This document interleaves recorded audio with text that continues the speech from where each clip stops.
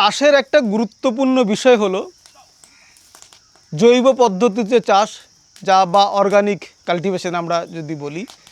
তো এখানে আমি নিজে ব্যক্তিগত উদ্যোগে কিছুটা অর্গানিক চাষ শুরু করেছি। আমার নিজের যে জমি আছে সেই জমিতে একেবারে মানে রাসায়নিক সার এবং পেস্টিসাইড ছাড়া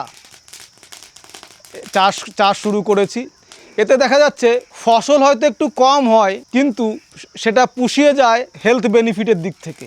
আমি নিজে ব্যক্তিগতভাবে লক্ষ্য করেছি, একটা সময় আমি যখন নিজের জমি থাকতেও বাজার চলতি কিছু চাল কিনে খাচ্ছিলাম, তো তাতে দেখা যাচ্ছিল যে ঠিক মতন আমার কী বলে শরীর নিতে পারছে না বা বিভিন্ন রকম ইনডাইজেশন প্রবলেমে আমি সমস্যায় ভুগছিলাম।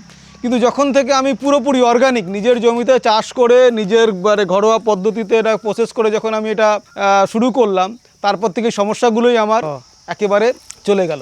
তো এটার জন্য আমি নিজে একেবারে বছরে 2-3টে দিন আমি ব্যয় করি।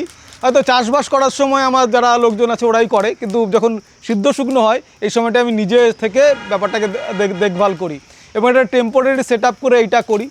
চাষের সবচেয়ে কঠিনতম কাজ, মানে বিশেষ করে ধানের ক্ষেত্রে, ধান কোনো রকমে লাগানো হলো বা ফসল ধান কেটে নিয়ে আসলাম, কিন্তু এই সিদ্ধ শুকনো করা এইটা একটা কঠিন কাজ। এটার জন্য অনেকে দেখা যায় একটা চলতি হয়ে যায়, ধানটা আমি চাষ করলাম, আমি ধানটা বিক্রি করে দিলাম। এতে কি হয়, আবার ওই চাষি আবার বাজার থেকে চাল কিনে নিয়ে এলো, তো সে চাষ করছে কিন্তু কোন চাল খাচ্ছে সে কিন্তু জানে না। এইটাকে আমি একটু ভাঙার চেষ্টা করলাম, যে আমার নিজের জমি নিজে অর্গানিক অর্থাৎ জৈব পদ্ধতিতে চাষ করছি, নিজেই একটা টেম্পোরারি সেট আপ বানিয়ে এটাকে সিদ্ধ শুকনো করছি এবং সারা বছরের চাল আমি এখান থেকে ব্যবহার করছি এবং নিজেও মানে কি বলে শারীরিকভাবে সুস্থ থাকছি। এটা আমার সবচেয়ে বড় পাওনা।